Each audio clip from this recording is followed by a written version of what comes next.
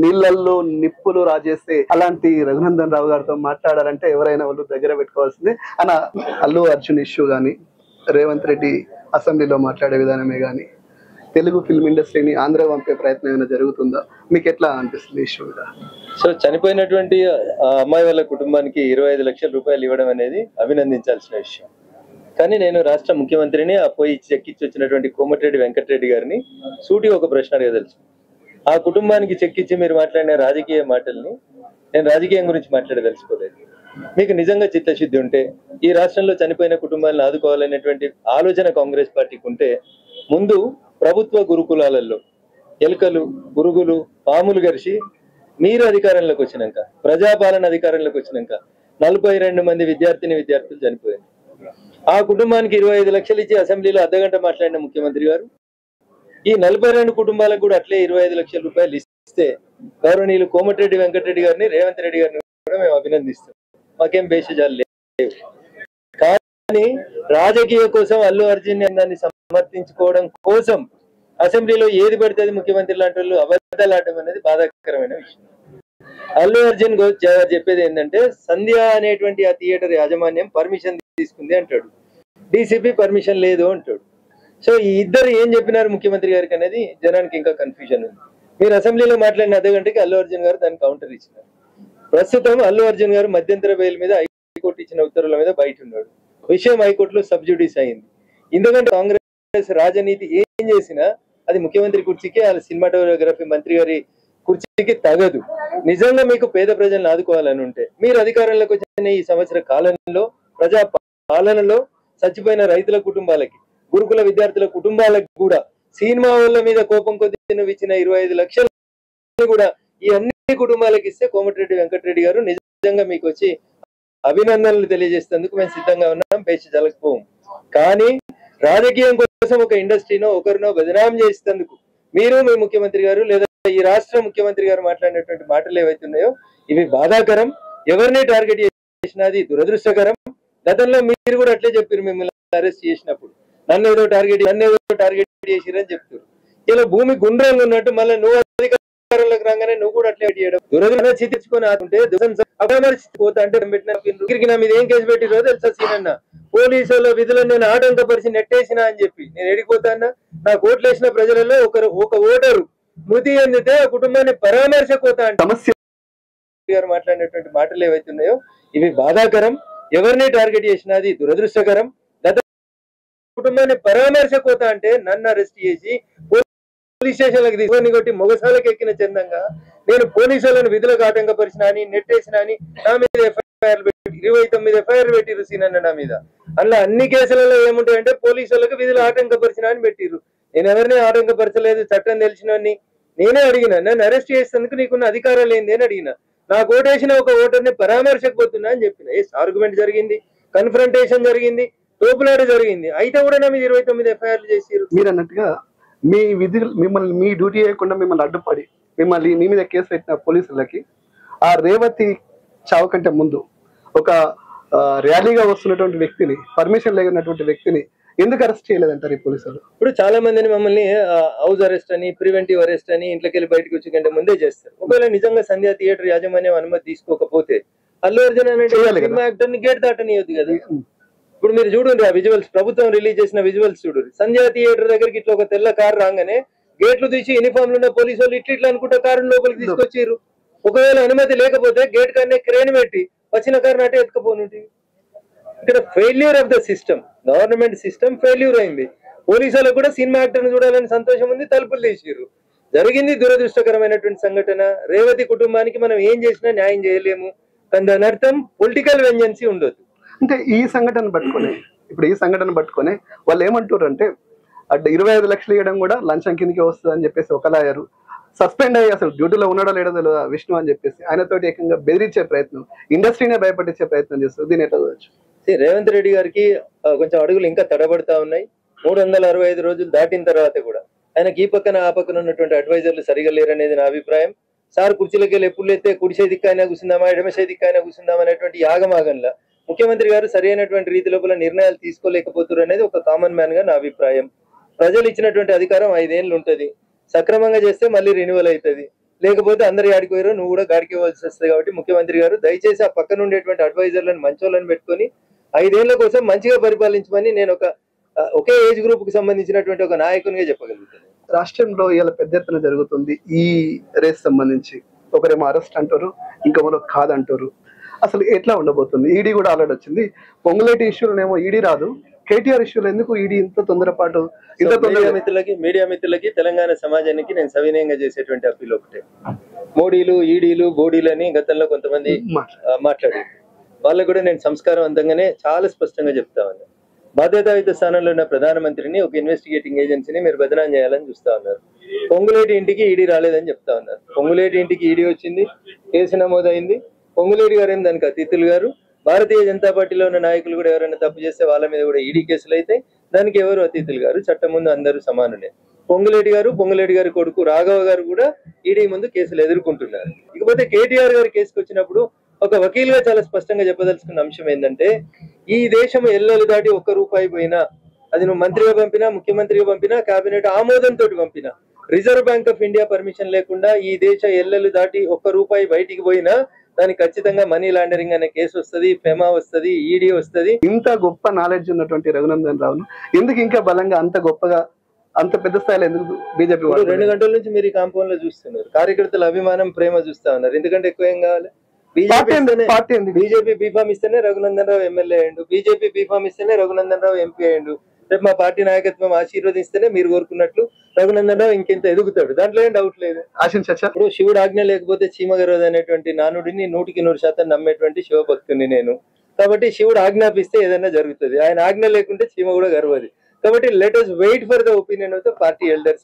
కార్యకర్తల గుండెలలో అభిమానం ఇంతగానో సంపాదించుకున్నాం. నిజంగా నేను వాళ్ళకి సదా రుణపడి ఉంటాను. ఇంతకంటే ఎక్కువ ఇంకేదో పదవిలో ఇంకేదో నా గొప్ప కీర్తితో ఖ్యాతిని తెస్తాయని నేను అనుకుంటలేను.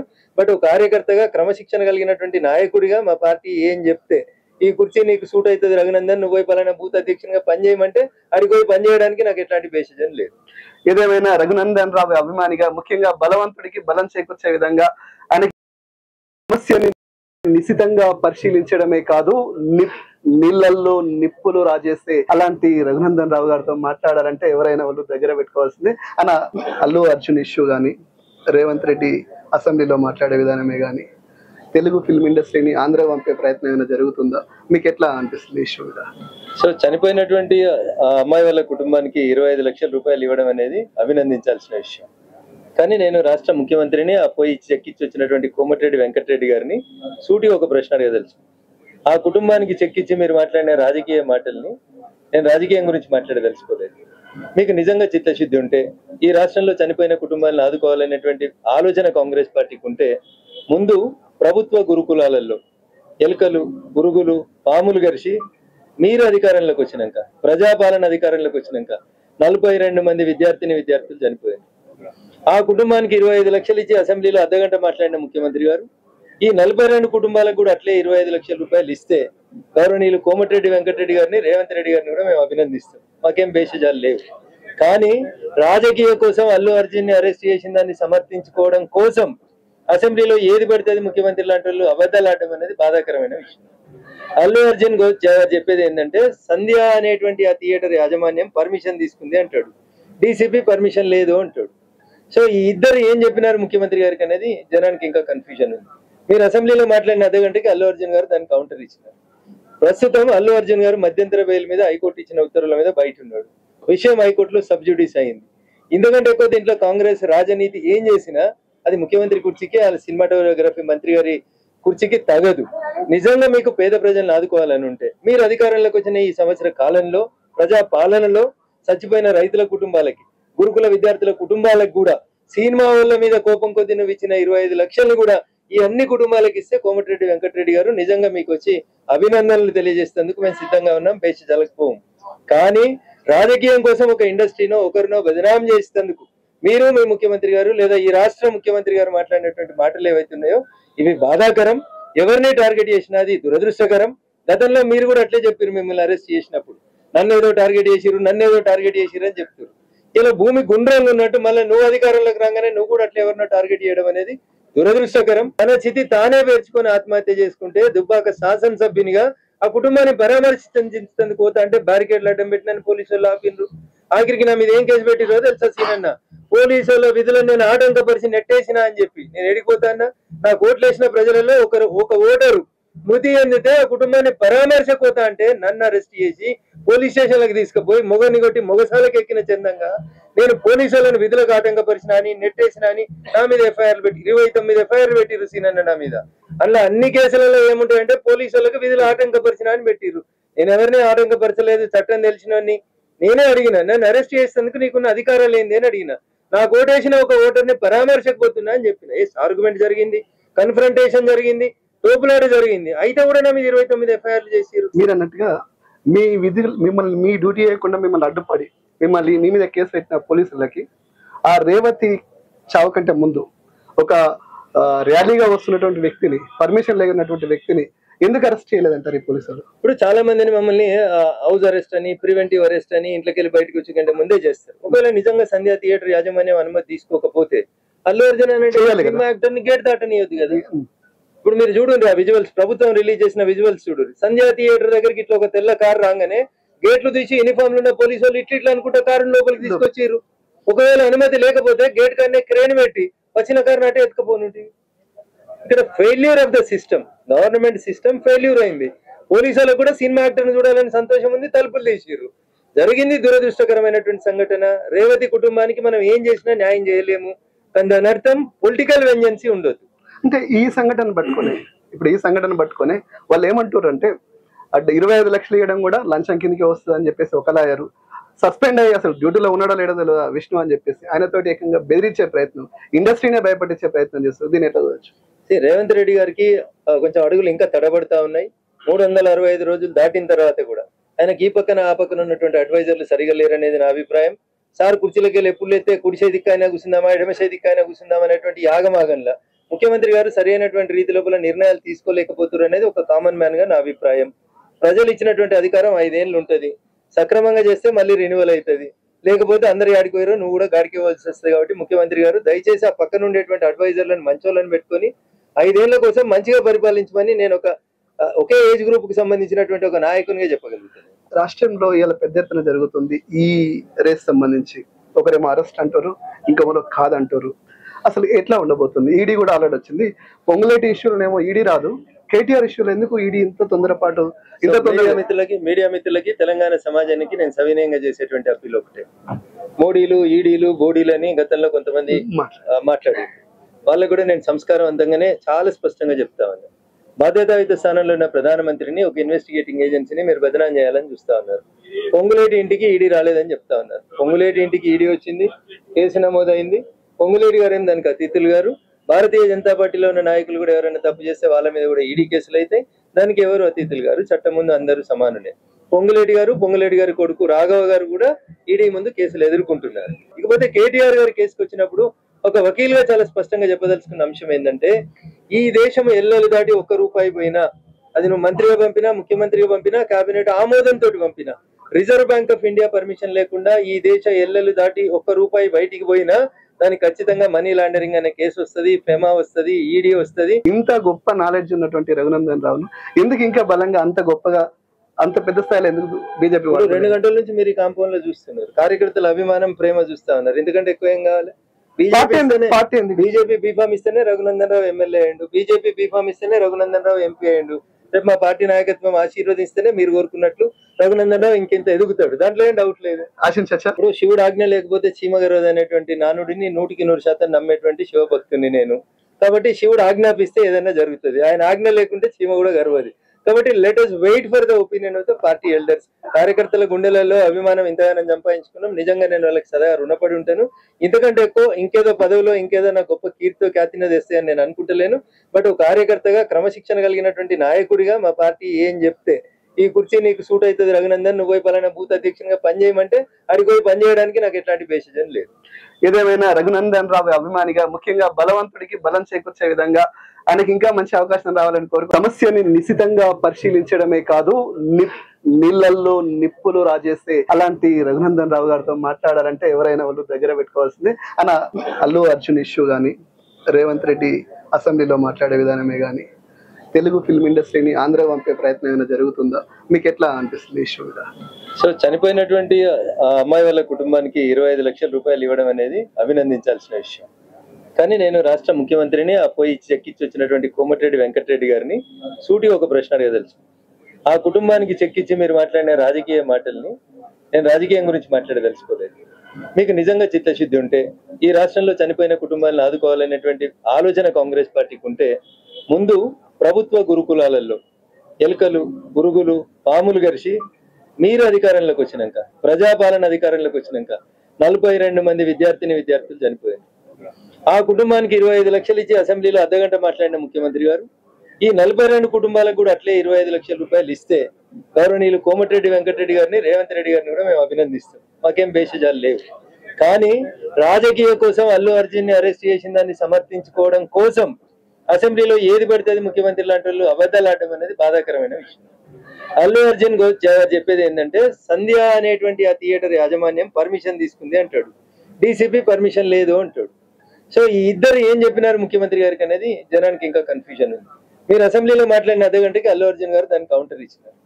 ప్రస్తుతం అల్లు అర్జున్ గారు మధ్యంతర బెయిల్ మీద హైకోర్టు ఇచ్చిన ఉత్తర్వుల మీద బయట ఉన్నాడు. విషయం హైకోర్టులో సబ్జుడిస్ అయింది. ఎందుకంటే ఎక్కువ దీంట్లో కాంగ్రెస్ రాజనీతి ఏం చేసినా అది ముఖ్యమంత్రి కుర్చీకి, ఆ సినిమాటోగ్రఫీ మంత్రి గారి కుర్చీకి తగదు. నిజంగా మీకు పేద ప్రజలను ఆదుకోవాలని ఉంటే మీరు అధికారంలోకి వచ్చిన ఈ సంవత్సర కాలంలో ప్రజా పాలనలో చచ్చిపోయిన రైతుల కుటుంబాలకి, గురుకుల విద్యార్థుల కుటుంబాలకు కూడా సినిమా వాళ్ళ మీద కోపం కొద్ది నువ్వు ఇచ్చిన 25 లక్షలు కూడా ఈ అన్ని కుటుంబాలకు ఇస్తే కోమటిరెడ్డి వెంకటరెడ్డి గారు నిజంగా మీకు వచ్చి అభినందనలు తెలియజేసేందుకు మేము సిద్ధంగా ఉన్నాం, పేచి జలకపోం. కానీ రాజకీయం కోసం ఒక ఇండస్ట్రీనో ఒకరినో బదనాం చేసేందుకు మీరు మీ ముఖ్యమంత్రి గారు లేదా ఈ రాష్ట్ర ముఖ్యమంత్రి గారు మాట్లాడినటువంటి మాటలు ఏవైతున్నాయో ఇవి బాధాకరం. ఎవరిని టార్గెట్ చేసినా అది దురదృష్టకరం. గతంలో మీరు కూడా అట్లే చెప్పారు, మిమ్మల్ని అరెస్ట్ చేసినప్పుడు నన్ను ఏదో టార్గెట్ చేసిరు అని చెప్తారు. ఇలా భూమి గుండ్రంగా ఉన్నట్టు మళ్ళీ నువ్వు అధికారంలోకి రాగానే నువ్వు కూడా అట్లా ఎవరినో టార్గెట్ చేయడం అనేది దురదృష్టకరం. తన చితి తానే పేర్చుకొని ఆత్మహత్య చేసుకుంటే దుబ్బాక శాసనసభ్యునిగా ఆ కుటుంబాన్ని పరామర్శించేందుకు పోతా అంటే బ్యారికేడ్లు అడ్డం పెట్టినని పోలీసు వాళ్ళు ఆపిన్రు. ఆఖరికి నా మీద ఏం కేసు పెట్టిరో తెలుసా సీనన్న, పోలీసు వాళ్ళ విధులను నేను ఆటంకపరిచి నెట్టేసినా అని చెప్పి. నేను ఎడిగిపోతానా? నాకు ఓట్లేసిన ప్రజలలో ఒక ఓటరు మృతి చెందితే ఆ కుటుంబాన్ని పరామర్శపోతా అంటే నన్ను అరెస్ట్ చేసి పోలీస్ స్టేషన్లకు తీసుకుపోయి మొగని కొట్టి మొగసాలకు ఎక్కిన చందంగా నేను పోలీసులను విధులకు ఆటంకపరిచిన అని నెట్టేసిన అని నా మీద ఎఫ్ఐఆర్లు పెట్టి 29 ఎఫ్ఐఆర్లు పెట్టిరు సీనన్న నా మీద. అందులో అన్ని కేసులలో ఏముంటాయంటే పోలీసులకు విధులు ఆటంకపరిచిన అని పెట్టిరు. నేను ఎవరిని ఆటంకపరచలేదు, చట్టం తెలిసినోని. నేనే అడిగిన, నన్ను అరెస్ట్ చేసేందుకు నీకున్న అధికారాలు ఏంది అని అడిగిన. నాకు ఓటేసిన ఒక ఓటర్ని పరామర్శకపోతున్నా అని చెప్పిన.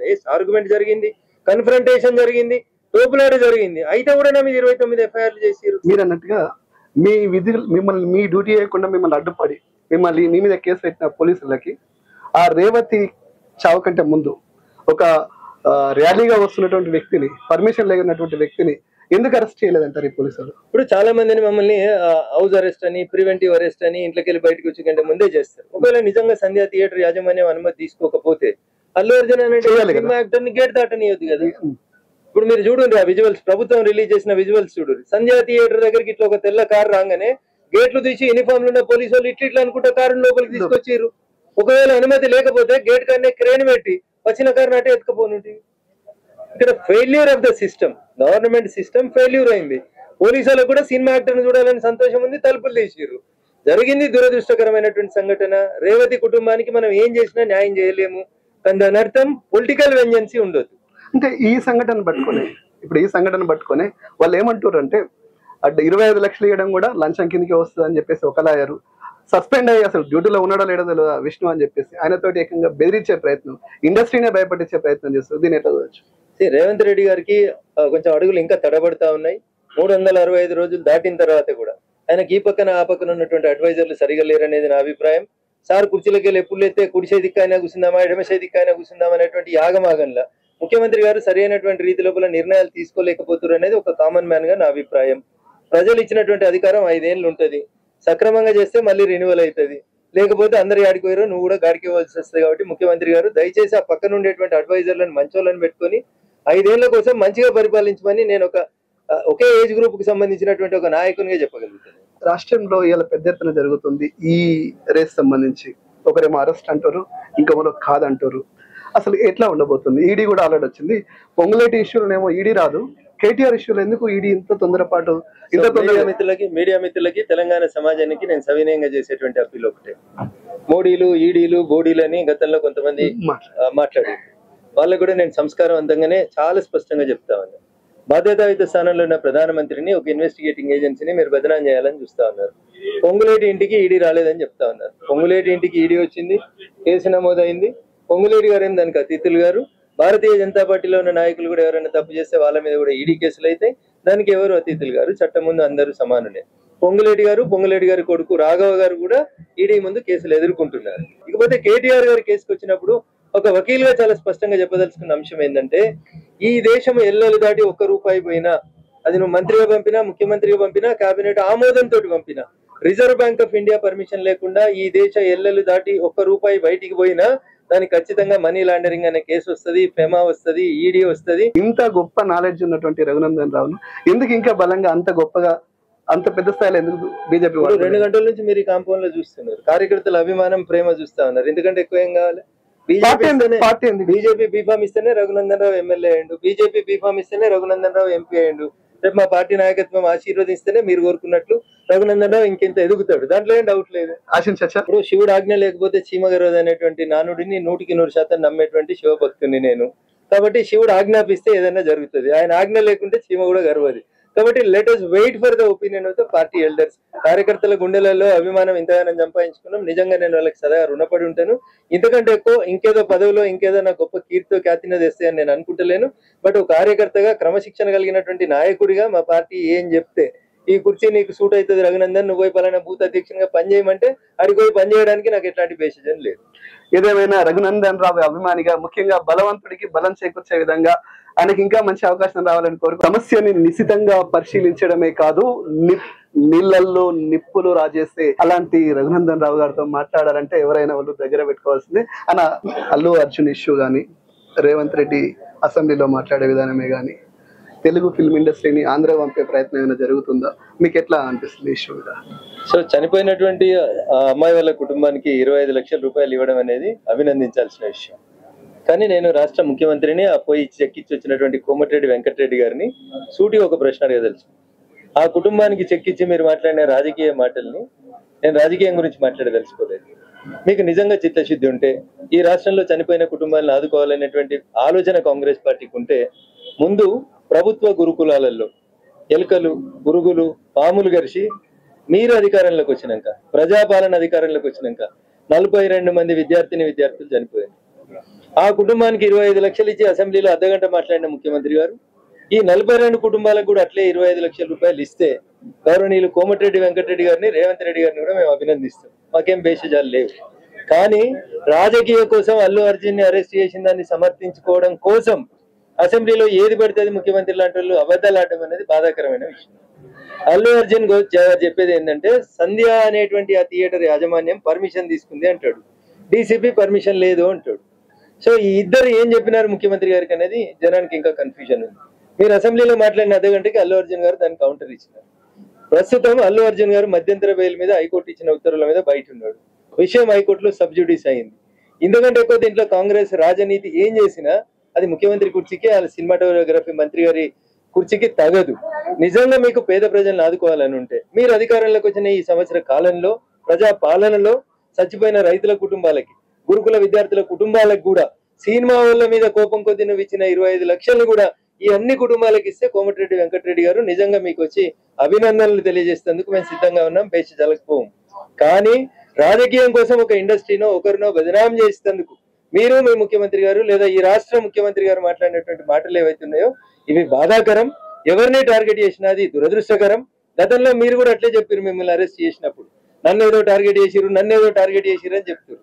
ఇలా భూమి గుండ్రంగా ఉన్నట్టు మళ్ళీ నువ్వు అధికారంలోకి రాగానే నువ్వు కూడా అట్లా ఎవరినో టార్గెట్ చేయడం అనేది దురదృష్టకరం. తన చితి తానే పేర్చుకొని ఆత్మహత్య చేసుకుంటే దుబ్బాక శాసనసభ్యునిగా ఆ కుటుంబాన్ని పరామర్శించేందుకు పోతా అంటే బ్యారికేడ్లు అడ్డం పెట్టినని పోలీసు వాళ్ళు ఆపిన్రు.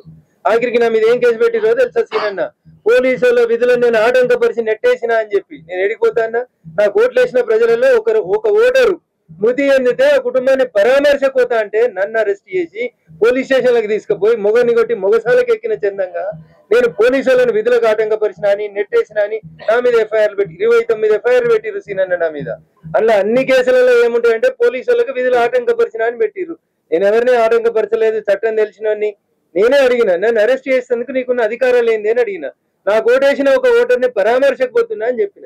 ఆర్గ్యుమెంట్ జరిగింది, కన్ఫ్రంటేషన్ జరిగింది, తోపులాట జరిగింది. అయితే కూడా నా మీద 29 ఎఫ్ఐఆర్లు చేసిరు. మీరు అన్నట్టుగా మీ విధులు మిమ్మల్ని మీ డ్యూటీ చేయకుండా మిమ్మల్ని అడ్డుపడి మిమ్మల్ని మీ మీద కేసు పెట్టిన పోలీసులకి ఆ రేవతి చావు కంటే ముందు ఒక ర్యాలీగా వస్తున్నటువంటి వ్యక్తిని, పర్మిషన్ లేనటువంటి వ్యక్తిని ఎందుకు అరెస్ట్ చేయలేదంటారు ఈ పోలీసులు? ఇప్పుడు చాలా మందిని మమ్మల్ని హౌస్ అరెస్ట్ అని, ప్రివెంటివ్ అరెస్ట్ అని, ఇంట్లోకి వెళ్ళి బయటకు వచ్చే కంటే ముందే చేస్తారు. ఒకవేళ నిజంగా సంధ్యా థియేటర్ యాజమాన్యం అనుమతి తీసుకోకపోతే అల్లు అర్జున్ అనే యాక్టర్ ని గేట్ దాటనియొద్దు కదా. ఇప్పుడు మీరు చూడండి ఆ విజువల్స్, ప్రభుత్వం రిలీజ్ చేసిన విజువల్స్ చూడండి. సంధ్యా థియేటర్ దగ్గరికి ఇట్లా ఒక తెల్ల కారు రాగానే గేట్లు తీసి యూనిఫామ్ లో ఉన్న పోలీసు వాళ్ళు ఇట్లా అనుకుంటే కారు లోపలికి తీసుకొచ్చారు. ఒకవేళ అనుమతి లేకపోతే గేట్ కన్నా క్రేన్ పెట్టి వచ్చిన కారు నాటే ఎత్తుకపోనుంటి. ఇక్కడ failure of the system, government system failure అయింది. పోలీసులకు కూడా సినిమా యాక్టర్ని చూడాలని సంతోషం ఉంది, తలుపులు తీసిర్రు. జరిగింది దురదృష్టకరమైనటువంటి సంఘటన. రేవతి కుటుంబానికి మనం ఏం చేసినా న్యాయం చేయలేము. కానీ దాని అర్థం పొలిటికల్ వెంజెన్సీ ఉండొద్దు. అంటే ఈ సంఘటన పట్టుకొని వాళ్ళు ఏమంటారు అంటే 25 లక్షలు ఇవ్వడం కూడా లంచం కిందకి వస్తుంది అని చెప్పేసి ఒక లాయరు సస్పెండ్ అయ్యి అసలు డ్యూటీలో ఉన్నాడో లేడో తెలియదు విష్ణు అని చెప్పేసి ఆయనతోటి ఏకంగా బెదిరించే ప్రయత్నం, ఇండస్ట్రీనే భయపడించే ప్రయత్నం చేస్తారు. దీని ఎట్లా చూడొచ్చు? రేవంత్ రెడ్డి గారికి కొంచెం అడుగులు ఇంకా తడబడతా ఉన్నాయి.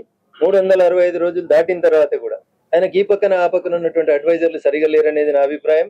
సార్ కుర్చీలకి వెళ్ళి ఎప్పుడు లేస్తే కుడిసే దిక్కైనా కూర్చుందామా, ఎడమసే దిక్కైనా కూర్చుందామా అనేటువంటి యాగమాగంలా ముఖ్యమంత్రి గారు సరైనటువంటి రీతి లోపల నిర్ణయాలు తీసుకోలేకపోతున్నారు అనేది ఒక కామన్ మ్యాన్ గా నా అభిప్రాయం. ప్రజలు ఇచ్చినటువంటి అధికారం 5 ఏళ్ళు ఉంటది.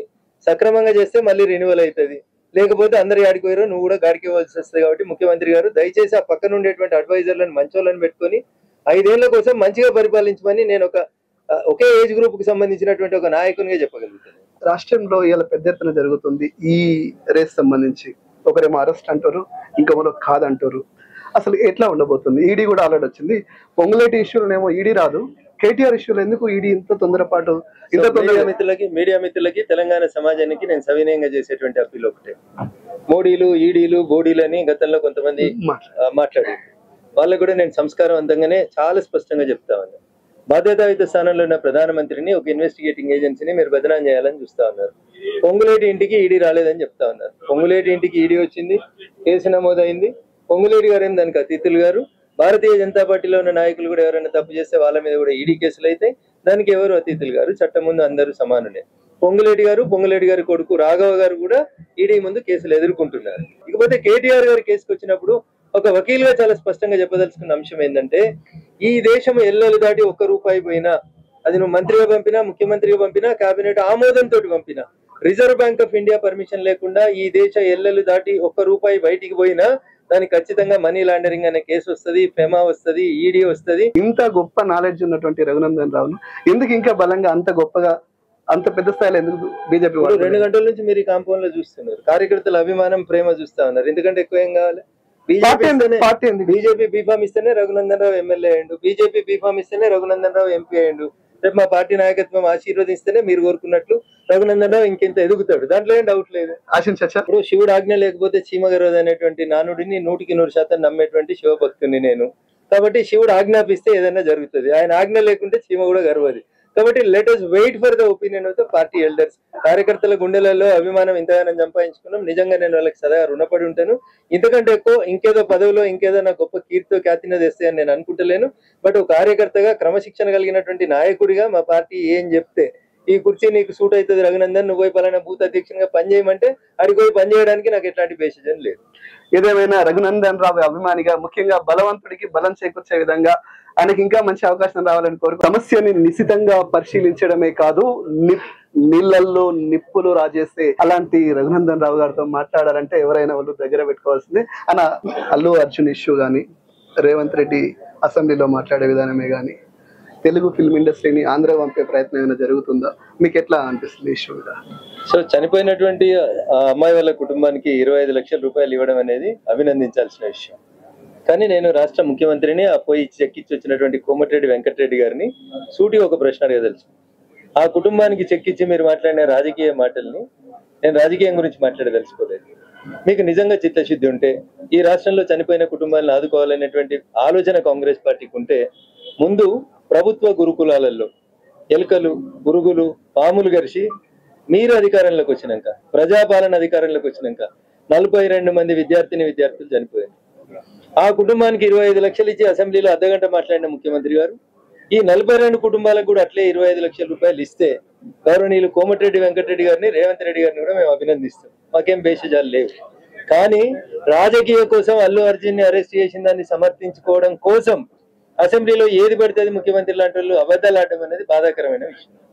అల్లు అర్జున్ చెప్పేది ఏంటంటే సంధ్య అనేటువంటి ఆ థియేటర్ యాజమాన్యం పర్మిషన్ తీసుకుంది అంటాడు, డీసీపీ పర్మిషన్ లేదు అంటాడు.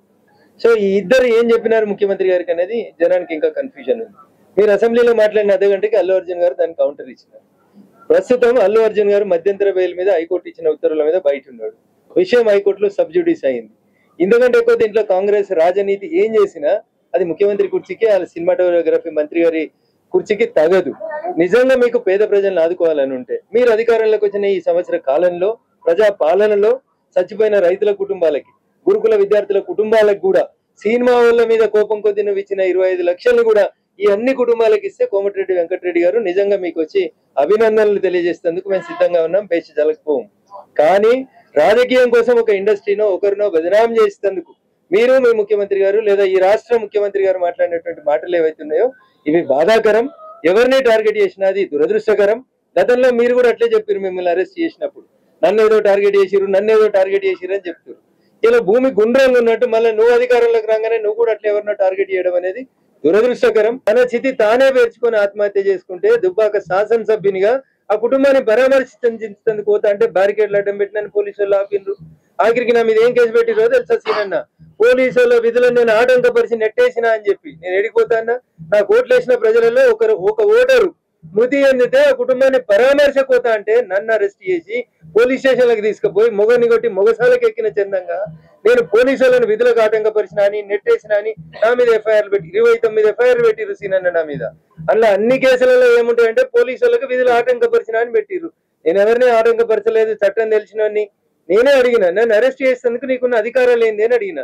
నాకు ఓటేసిన ఒక ఓటర్ని పరామర్శకపోతున్నా అని చెప్పిన. ఆర్గ్యుమెంట్ జరిగింది, కన్ఫ్రంటేషన్ జరిగింది, తోపులాట జరిగింది. అయితే కూడా నా మీద 29 ఎఫ్ఐఆర్లు చేసిరు. మీరు అన్నట్టుగా మీ విధులు మిమ్మల్ని మీ డ్యూటీ చేయకుండా మిమ్మల్ని అడ్డుపడి మిమ్మల్ని మీ మీద కేసు పెట్టిన పోలీసులకి ఆ రేవతి చావు కంటే ముందు ఒక ర్యాలీగా వస్తున్నటువంటి వ్యక్తిని, పర్మిషన్ లేనటువంటి వ్యక్తిని ఎందుకు అరెస్ట్ చేయలేదంటారు ఈ పోలీసులు? ఇప్పుడు చాలా మందిని మమ్మల్ని హౌస్ అరెస్ట్ అని, ప్రివెంటివ్ అరెస్ట్ అని ఇంట్లోకి వెళ్ళి బయటకు వచ్చి కంటే ముందే చేస్తారు. ఒకవేళ నిజంగా సంధ్యా థియేటర్ యాజమాన్యం అనుమతి తీసుకోకపోతే అల్లు అర్జున్ అనే యాక్టర్ ని గేట్ దాటనియొద్దు కదా. ఇప్పుడు మీరు చూడండి ఆ విజువల్స్, ప్రభుత్వం రిలీజ్ చేసిన విజువల్స్ చూడండి. సంధ్యా థియేటర్ దగ్గరికి ఇట్లా ఒక తెల్ల కారు రాగానే గేట్లు తీసి యూనిఫామ్ ఉన్న పోలీసు వాళ్ళు ఇట్లా అనుకుంటే కారు లోపలికి తీసుకొచ్చారు. ఒకవేళ అనుమతి లేకపోతే గేట్ కన్నా క్రేన్ పెట్టి వచ్చిన కారు నాటే ఎత్తుకపోనుంటి. ఇక్కడ failure of the system, government system failure అయింది. పోలీసులకు కూడా సినిమా యాక్టర్ని చూడాలని సంతోషం ఉంది, తలుపులు తీసిర్రు. జరిగింది దురదృష్టకరమైనటువంటి సంఘటన. రేవతి కుటుంబానికి మనం ఏం చేసినా న్యాయం చేయలేము. కానీ